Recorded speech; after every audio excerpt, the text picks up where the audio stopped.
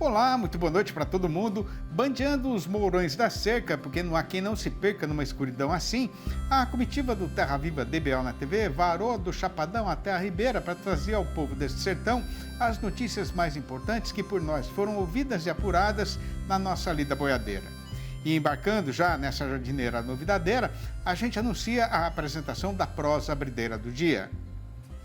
O CEPEA, que é o Centro de Estudos Avançados em Economia Aplicada da Exalc de Piracicaba, aqui no estado de São Paulo, divulgou no fechamento da semana passada a sua pesquisa a respeito do preço pago pela indústria laticinista ao produtor em dezembro, pelo leite entregue na usina em novembro. E o resultado deixou os companheiros e companheiras fazendeiros só um pouco menos desanimados com o rumo que está sendo tomado pelo carretão no mercado. Pois então, o que tem para ser contado é que, depois de passar os últimos 6 meses largada na descida da ribanceira, a cotação finalmente voltou a subir. Na média nacional, o valor foi para R$ 1,99, o que representou uma alta de 1,3% em relação a outubro de 2023, recentemente terminado. O problema é que a consumição que o setor está enfrentando atualmente é tamanha que ninguém tem a mínima disposição para fazer comemoração, né? Repare, a amiga pecuarista, que na conta de janeiro a novembro, o leite sofreu um despencamento de nada menos que 23,8%. E na comparação com novembro de 2022, o tombo foi maior ainda, de 24,5%, isso tudo em valores reais, ou seja, descontando a inflação oficial acontecida no período considerado. Outra questão que é merecedora de atenção é que, desta vez, o comportamento do mercado foi muito variado, conforme a situação particular de cada estado pesquisado. Nas Minas Gerais e no Goiás, o caso foi de estabilidade. No Paraná, o aumento foi de pouco mais que 2%, mas em Santa Catarina e no Rio Grande do Sul, a arribada ficou acima de 5%. Já aqui em São Paulo e na Bahia, o carretão continuou descendo a ladeira, mas com quedas bem mais ligeiras. Conforme já é da sabedência geral, o motivo principal dessa despinguelada acontecida ao longo do ano passado foi a fartura de leite na praça, primeiramente por conta do aumento da produção nacional e, segundamente, por causa do escandaloso crescimento da importação. Mas a entrega do produto na indústria já tinha começado a cair em setembro, sendo que de outubro para novembro a redução foi de 0,7%.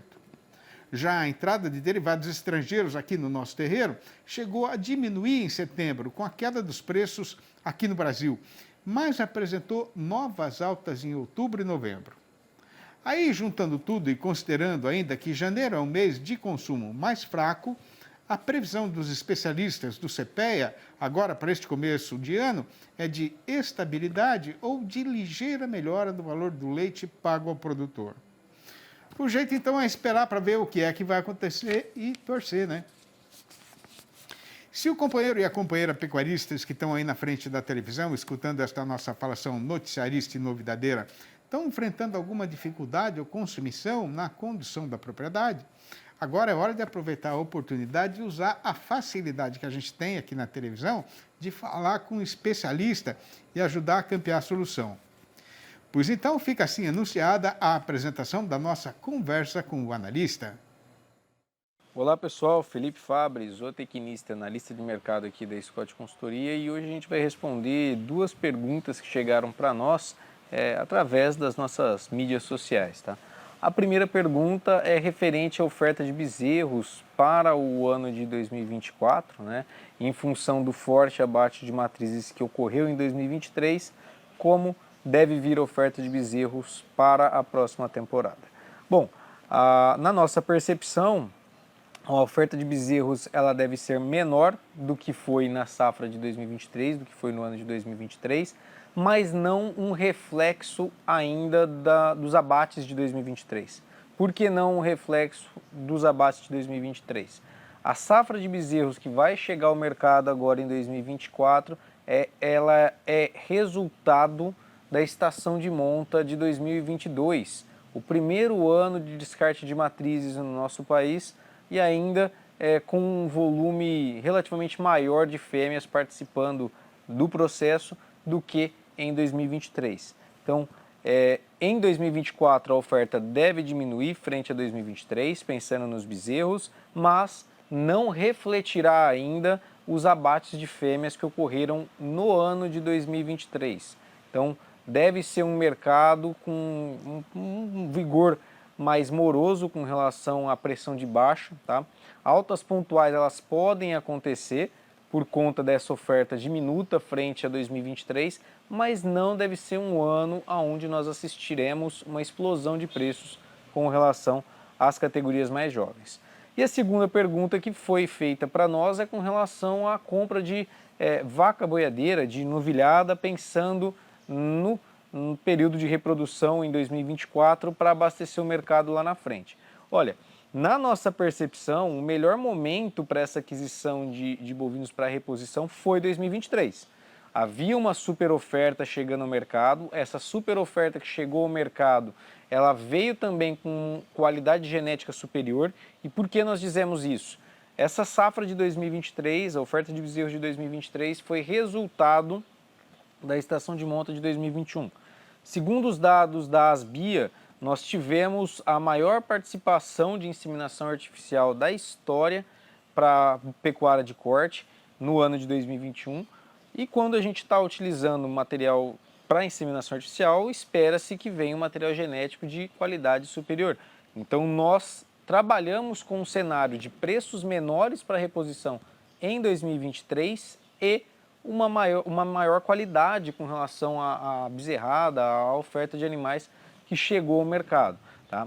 Então, o melhor momento para se investir pensando na cria, na nossa percepção, foi 2023, mas 2024 ainda deve ser um bom ano para investir na cria, principalmente pensando que esses bezerros da estação de monta do ano de 2024 chegarão ao mercado somente em 2026, momento onde, na nossa percepção, a fase de alta deve estar em seu máximo, seu pico, se tudo seguir aí, é claro, o histórico dos últimos anos. Essas análises elas precisam ser revistas rotineiramente, mas se nós formos analisar os últimos anos e a percepção para os próximos anos, 2026 deve ser o pico com relação à fase de alta dentro do mercado do boi gordo. Então 2024 seria um bom ano, será ou pode ser um bom ano para se pensar na atividade de cria para abastecer esse mercado lá em 2026. Bom, pessoal, por hoje era isso. Um forte abraço a todos e até a próxima. E para os companheiros e companheiras fazendeiros que também têm aí alguma questão ainda pendente e carente de solução, não carece de fazer cerimônia para perguntar, porque a gente está aqui sempre à disposição para campear alguém que possa ajudar. E para participar desta sessão da nossa programação, é só mandar uma mensagem para o nosso endereço eletrônico, que é o seguinte: pauta@tvterraviva.com.br. Repetindo, pauta@tvterraviva.com.br. Com a boiada pantaneira vencendo a estrada em marcha sossegada, a gente aproveita para fazer uma parada ligeira, mas volta em instantes para dar andamento na empreitada de tocar este gado até o retiro do tabuado. É um minutinho só, aguarde. Já faz bastante tempo que os companheiros e companheiras fazendeiros que ganham a vida na lida de gado adquiriram perfeita sabedência de que, fora do caminho da sustentabilidade e da harmonia com o meio ambiente, não existe outro trieiro seguro para levar a nossa atividade no rumo do futuro, né? E estando sempre de porteiras abertas para o constante avançamento da ciência a respeito dessa questão, a pecuária brasileira está descobrindo uma nova maneira de reduzir a produção de gases de efeito estufa pelo rebanho, investindo na genética e na sanidade do gado. Pois então, para saber como é que isso está sendo feito no dia a dia das propriedades, a gente está tendo a satisfação de receber aqui no programa a visita internética do médico veterinário Juliano Melo, gerente de marketing da Zoetis no Brasil, que vai participar da função falando ao vivo direto do Recife, a capital de Pernambuco. Boa noite, Juliano. Obrigado por você ter aceitado o nosso convite para essa entrevista aqui na televisão. Seja muito bem-vindo mais uma vez aqui na nossa casa e faça o favor de ficar perfeitamente à vontade, viu? Porque a casa aqui é simples, mas o coração é grande. Boa noite, Sidney. É sempre um prazer estar aqui com você, tá? e ainda mais falando desse tema, né? Falar um pouquinho dessa pegada de carbono, de aumento de produtividade, é isso que a gente trabalha diariamente e poder passar um pouco desse conhecimento é um prazer aqui contigo. Pois é, né, Juliano? Hoje o mundo inteiro, e as OETs também, né, está falando que sustentabilidade é a prioridade máxima da pecuária moderna, né? O que é essa tal de sustentabilidade para uma empresa do tamanho e da importância das OETs? Sidney, sustentabilidade, resumindo de uma forma bem simples, seria assim, a gente conseguir produzir o máximo possível com o mínimo, tá? Então esse é o nosso lema, é o nosso foco, tá? Então o que a gente precisa para fazer produzir mais com menos? Tornar os nossos animais mais produtivos, tornar o nosso sistema de produção mais eficiente. Então, para a gente tornar aí o nosso sistema produtivo mais eficiente, nós precisamos ter animais mais eficientes, tá? E hoje, no Brasil, aí, a gente já está praticamente há 10 anos trabalhando com uma ferramenta de melhoramento genético chamada Clarified. O que é isso, tá, Sidney? Permite ali que eu pegue ali, por exemplo, um pelo do animal e eu consiga identificar quais são os animais mais produtivos do rebanho. Identificando quem são os animais mais produtivos, eu uso técnicas de multiplicação desses animais, ou seja, através de inseminação, transferência de embrião, FIV, e eu passo a multiplicar animais que vão produzir mais com menos, ou seja, animais que vão produzir mais com menos capim, mais com menos ração, e isso torna todo o sistema mais produtivo. E eu posso ainda potencializar todo esse sistema utilizando técnicas de sanidade que permitem que o animal expresse aí todo esse potencial genético que a gente está trabalhando. E são ferramentas que a gente pode utilizar em rebanhos de corte e em rebanhos de leite em todo o rebanho nacional. Agora, de que forma esse melhoramento genético que você está falando, né, ajuda aí a aumentar a sustentabilidade nas fazendas brasileiras? Sidney, a partir do momento ali que você pega e, vamos colocando assim bem claro, né? Eu vou ali e identifico quem são as fêmeas que conseguem emprenhar com mais rápido dentro da fazenda, as fêmeas que conseguem emprenhar com menos serviço. Essas fêmeas elas passam a ser mais eficientes e necessitam de menos tempo de pasto para dar a primeira cria, necessitam de menos alimento. Esse necessitar de menos alimento torna essa fazenda mais eficiente, torna a pegada de carbono menor. Tornando essa pegada de carbono menor, a gente tem aí uma sustentabilidade, a gente tem um impacto em menor produção de gases de efeito estufa e torna todo o sistema mais produtivo, mais ecologicamente correto e mais eficiente. Agora, o que Essa é seria que... aí a dinâmica. Certo. Agora, o que é que a saúde do gado tem a ver com a sustentabilidade na pecuária, Juliano? Sidney, isso é bastante interessante, né? Se a gente imaginar aí o que o carrapato, o que a mosca do chifre, o que o berne causa de prejuízo, ou seja, o que ele causa de atraso no desempenho do animal, a gente está falando aí de reduções de desempenhos de 20 a 30%, ou seja, animais que vão produzir 20 a 30% menos de carne por causa desses parasitas. E você fazer aí um manejo mais eficiente, você permite que todo o alimento ingerido se transforme em produção de carne ou de leite e isso torna todo o sistema mais produtivo. Vamos colocar aqui alguns exemplos, né? Por exemplo, você fazer um controle estratégico de parasitas dentro da fazenda. Um exemplo aqui, o 5811, que nós preconizamos dentro das OETs. Eu coloco aí o animal produzindo 20 a 30 quilos de carne a mais por hectare. 20 a 30 quilos de carne a mais por hectare, isso é praticamente aí um lucro que a gente está colocando aí de mais de R$ 200 por hectare dentro da fazenda. Isso é sustentabilidade pura. E eu consigo fazer isso com genética, identificando quem são os animais que ganham mais peso e depois ainda com manejos de sanidade, eu consigo expressar todo esse potencial dentro da fazenda. Ô, Juliano, um número que sempre impressiona a gente, né, é que, falando aí em porcentagem, quanto a despesa com a sanidade do rebanho representa no total do gasto do pecuarista com a manutenção aí da sua boiada? Sidney, dá até vergonha de falar esse número. A gente está falando aí em coisa de 1,5% a 2% do custo de produção. E a hora que eu falei aqui para você agora em 20, 30 quilos por hectare, a gente está falando de um desembolso aí no manejo sanitário de 1 a 2%. Se a gente não tomar atenção com isso, a gente perde muito dinheiro. E se a gente ainda pensar, né, em colocar animais mais produtivos, Sidney, a gente faz um avanço tão grande nessa pecuária nacional, se a gente começar a olhar esses detalhes, tá? É uma coisa impressionante, tá?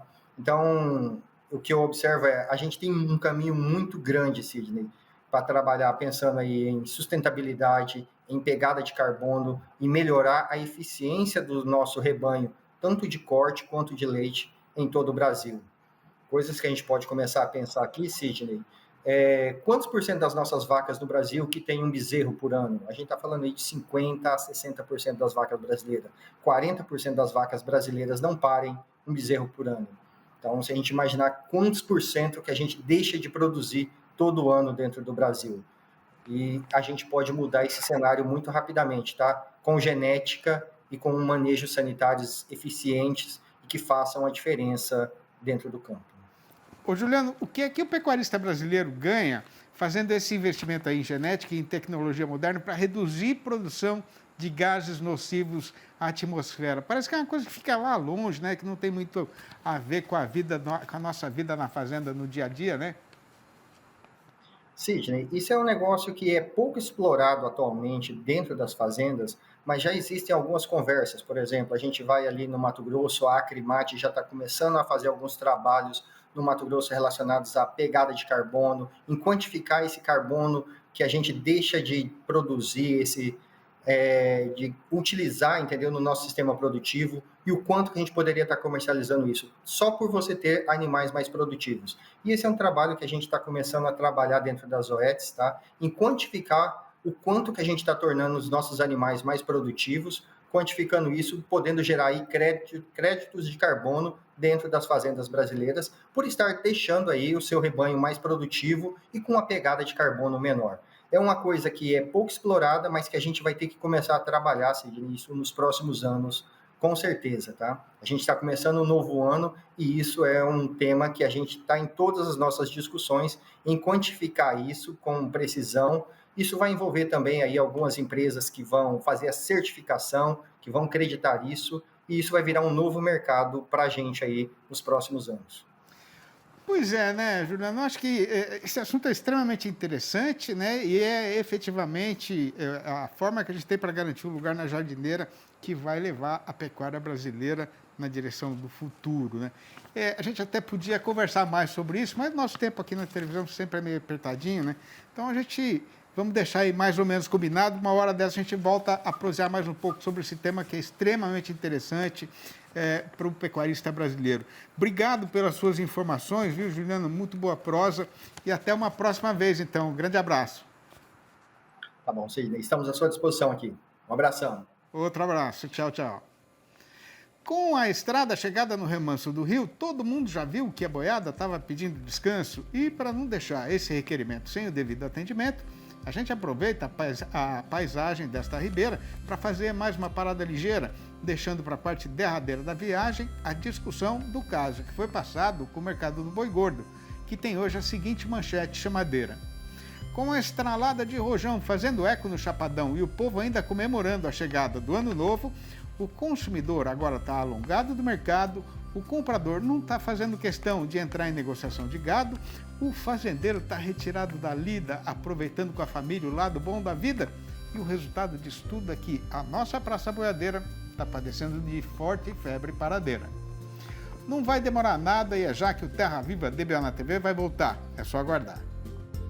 Quanto mais brigado for o mercado boiadeiro, mais o companheiro vai ter de andar armado de informação a respeito do andamento da negociação, para não ficar arriscado de cair em alguma enrolação na hora de vender o gado engordado. E sabendo desta precisão, a gente passa a fazer agora a recitação do noticiário e do nosso comentário a respeito do boi gordo e da variação da sua cotação.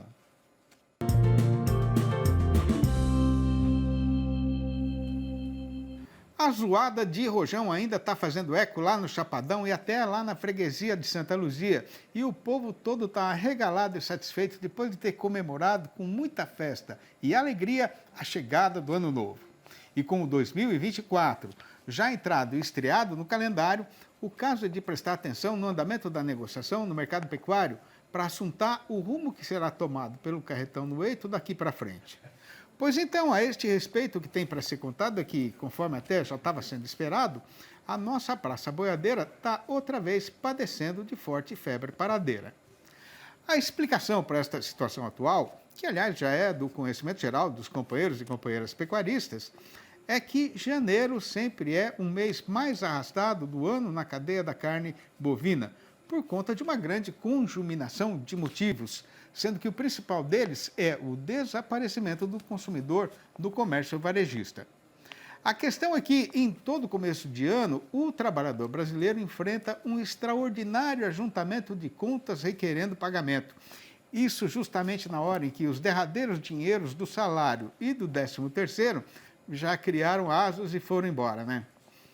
Aí, com uma demanda encurtando aqui no nosso próprio terreiro e com o açougueiro já reclamando de solidão no seu estabelecimento, o distribuidor atacadista, que ainda está com a câmara fria mais para cheia do que para vazia, não está carecendo de mais mercadoria.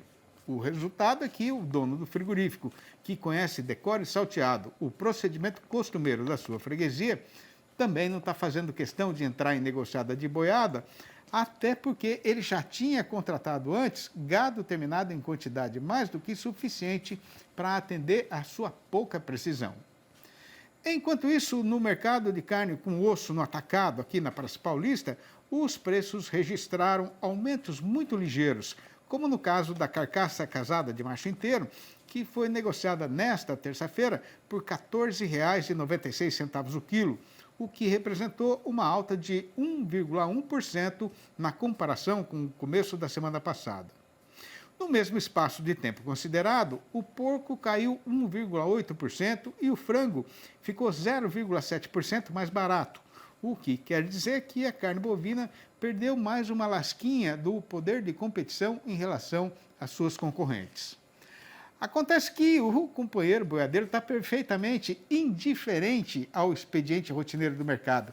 Isso porque, nestas horas de agora, ele está largado no mundo, aproveitando o lado bom da vida numa beira de praia com a família ou arranchado num remanso de rio, preocupado só com a lida de pescaria e descanso. Passando, então, o traço fechando esta conta, o resultado foi que, no balanço do dia feito pelo pessoal da Scott Consultoria, foram registradas mudanças nas cotações só em 3 das 32 regiões pesquisadas em todo o Brasil, e desta vez a arroba caiu em todas essas praças consideradas. A listinha destas derriçadas foi encabeçada pelo Triângulo Mineiro, onde a foiçada dada pelo comprador acertou só o preço do boi, que foi rebaixado para R$ 230 a prazo, mas ainda para descontar a parte do fundo rural. Mais ou menos neste mesmo trieiro foi o oeste da Bahia, sendo que o macho agora não passa mais de R$ 125. E completando a relação, apareceu a região oeste do Rio Grande do Sul, com o boi piorando para R$ 7,60 o quilo vivo, o que corresponderia a R$ 228 se o negócio fosse feito por arrobas. A poesia, para mim, é um chumaço de algodão que a minha alma fia um pouquinho por dia e entrega para o meu coração, que vai tecendo, de pedaço em pedaço, um paninho com poemas e versinhos novos. Este que eu estou fazendo agora ainda está no começo, mas está aluindo e há de ficar lindo, porque eu estou amarrando ele com os sabores dos nossos tambores e trançando com a singeleza dos meus versos. E tenho certeza que vai dar para juntar tudo com um pouco da beleza que sobeja na vida sertaneja. Estas prosinhas rimadas recitadas aqui para anunciar o arremate da nossa apresentação de todo dia foram sendo colhidas e escritas por mim mesmo no andamento da lida para serem usadas na vida e hoje estão todas reunidas e publicadas nos 4 livros da minha série Versinhos de Caipira, que continuam correndo o chão no sertão brasileiro, levados pela mão e pela voz dos companheiros e companheiras boiadeiros, violeiros, cantorinos e dançarinos catireiros do país inteiro. Se o amigo e a amiga que estão aí na frente da televisão escutando a nossa falação ficaram querendo saber como fazer para comprar um exemplar ou a coleção inteira, podem me procurar diretamente ligando para o meu telefone pessoal, que é o 11 98 224 1807. Repetindo, 11 98 224 1807. Ou mandar um e-mail para sidneymasco@uol.com.br ou ainda me achar lá no Facebook e me chamar para prosear se por acaso sobejar um prazinho. Pois então, agora só falta fazer a saudação e anunciar que termina aqui a nossa função. Mas antes da despedida, a gente já deixa prometida e garantida a volta do Terra Viva DBO na TV para amanhã, às 6 horas e às 8h30 da manhã, e às 7h25 da noite. Um abraço para todo mundo e até a vista então.